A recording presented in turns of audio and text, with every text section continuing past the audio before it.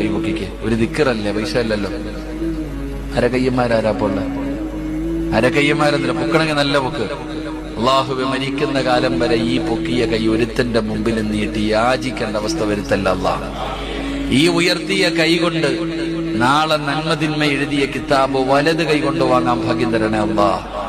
അള്ളാഹുവെ, നബിതങ്ങളുടെ കയ്യിൽ നിന്ന് ഹൗദുൽ കൗസർ വാങ്ങിച്ചു കുടിക്കാൻ ഈ ഉയർത്തിയ കൈക്ക് ഭാഗ്യം നൽകണേ അള്ളാഹ്.